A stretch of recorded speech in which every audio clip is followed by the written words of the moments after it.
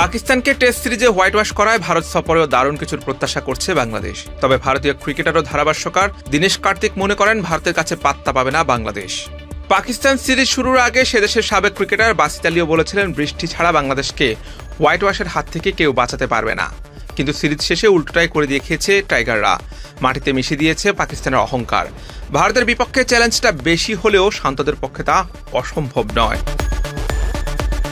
কদিন আগেই পাকিস্তানকে তাদের মাঠে 2-0 ব্যবধানে টেস্ট সিরিজে ধবল ধোলাই করেছে বাংলাদেশ। এ কারণে ভারত সফরে যাওয়ার আগে এবার বাংলাদেশ দলের মনোবল অনেক চাঙ্গা।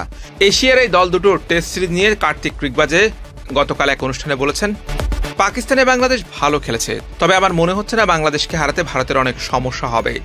বাংলাদেশের বিপক্ষে সিরিজে পেস বান্ধব উইকেটে খেলতে পারে ভারত। কার্তিক বলেন, আমার মনে হয় ভারত কিছুটা পেস বান্ধব উইকেটে খেলতে পারে। বাংলাদেশকে হারানো একটা ভালো কৌশল জেনে তারা এটা করতে পারে।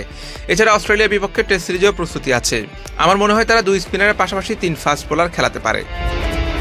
ঘরের মাঠে ভারত সবশেষ টেস্ট সিরিজ হেরেছে 2012 সালে। এতে বোঝা যাচ্ছে নিজেদের মাঠে ভারত কতটা দুর্দান্ত দল। এমনকি চেন্নাই টেস্ট সামনে রেখে ভারত যে 16 সদস্যের দল দিয়েছে সেটা দেখলেও ধারণা পাওয়া যায় ব্যাটিং, বোলিং, ফিল্ডিং কোনো বিভাগেই ভারতকে পিছিয়ে রাখার সুযোগ নেই। এ কথাটা যেন কার্তিক আবার নতুন করে মনে করিয়ে দিলেন। ভারতের উইকেট রক্ষক ব্যাটার বলেন, আমি সেটা মনে করি না। ভারতের মাঠে ভারতকে হারানো বিশাল এক চ্যালেঞ্জ।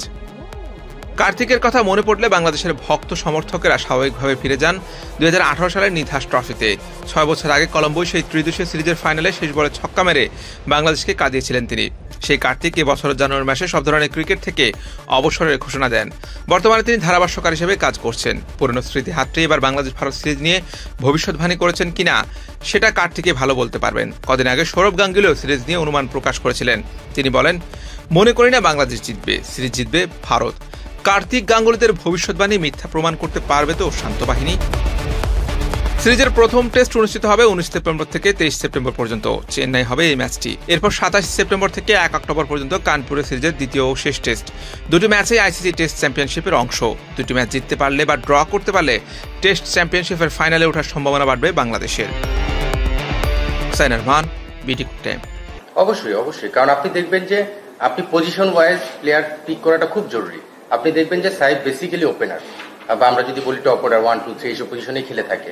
তো ওই পজিশনে আমাদের সাদমান, জাকির এবং জয় তিনজনই কিন্তু মোটামুটি রেগুলার প্লেয়ার আমাদের, এবং ফিট থাকলে যে কেউ খেলতে পারে। তো সেই জায়গা থেকে আমরা মিডল অর্ডার অপশনটাতে আমরা একটা অপশন বাড়িয়েছি।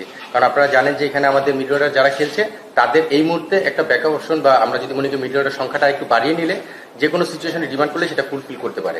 তো সেই জায়গা থেকে আমরা মিডল অর্ডারের জায়গাটায় বাড়িয়েছি, বিকজ ওপেনার আপনারা জানেন যে অলরেডি 3 জন রয়েছে, বাট সাইফও খুব আমাদের কাছাকাছি রয়েছে অবশ্যই।